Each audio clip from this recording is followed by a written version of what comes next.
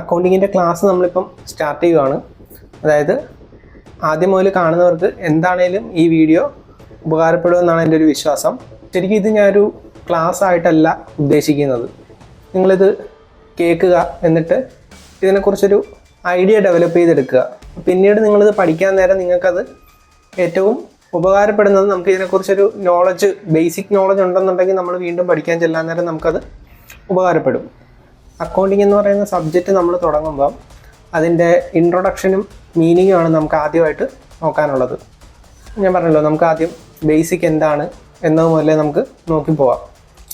ബിസിനസ്സിൻ്റെ ഉദ്ദേശം എന്ന് പറഞ്ഞാൽ എന്തുവാ? അതിന് പ്രോഫിറ്റ് ഉണ്ടാക്കുക എന്നുള്ളതാണ് ഏതൊരു ബിസിനസ്സിൻ്റെയും ഉദ്ദേശം എന്ന് പറഞ്ഞു കഴിഞ്ഞാൽ.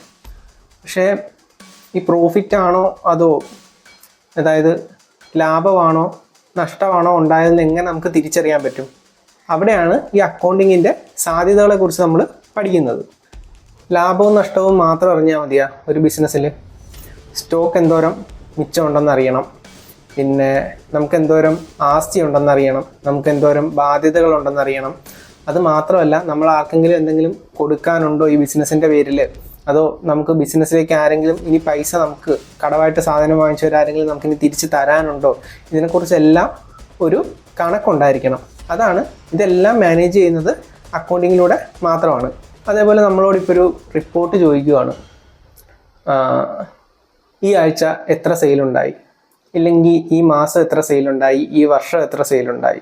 ഇപ്പോൾ ഡെയിലി ബേസ് ആയിട്ടും മന്ത്ലി ആയിട്ടും ഇയർലി ആയിട്ടും നമുക്കൊരു ഡാറ്റ കീപ്പ് ചെയ്യാൻ പറ്റുന്നത്, നമുക്ക് പ്രോപ്പറായിട്ടൊരു ഡാറ്റ കീപ്പ് ചെയ്യാൻ പറ്റുന്നത് ഈ അക്കൗണ്ടിങ് ചെയ്യുന്നതിലൂടെ മാത്രമേ സാധിക്കത്തുള്ളൂ. ലൂക്ക പസിയോളി, അദ്ദേഹമാണ് അക്കൗണ്ടിങ്ങിൻ്റെ പിതാവെന്ന് അറിയപ്പെടുന്നത്. അക്കൗണ്ടിങ്ങിൻ്റെ മീനിങ്ങും കൂടി നോക്കിയിട്ട് നമുക്ക് ഈ വീഡിയോ അവസാനിപ്പിക്കാം. Accounting is the process of identifying, recording, classifying, summarising, interpreting and communicating financial information of business to its users for judgement and decision making.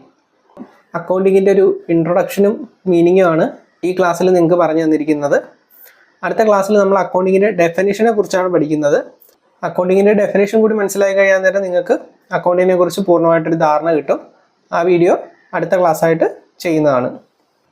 ഇതൊരു ഇൻട്രൊഡക്ഷനാണ്, അതുകൊണ്ടാണ് ഒരുപാട് വലിച്ചു നീട്ടാതെ സിമ്പിളായിട്ട് കാര്യങ്ങൾ പറഞ്ഞു പോകുന്നത്. വരുന്ന ക്ലാസ്സുകളിൽ ഡെഫിനിഷനും ഇതിൻ്റെ ഫങ്ഷൻസും ഏതൊക്കെ എലമെൻറ്റ്സ് ആണ് വരുന്നത്, പ്രിൻസിപ്പിൾസ്, കൺസെപ്റ്റ്, അങ്ങനെയുള്ള കാര്യങ്ങളെല്ലാം വിശദീകരിച്ച് പറയുന്നുണ്ട്. അപ്പോൾ ബാക്കിയുള്ള വീഡിയോകൾ നിങ്ങൾ സ്കിപ്പ് ചെയ്യാതെ കാണുക. അതിനായിട്ട് ഈ ചാനൽ സബ്സ്ക്രൈബ് ചെയ്ത് വെക്കുക.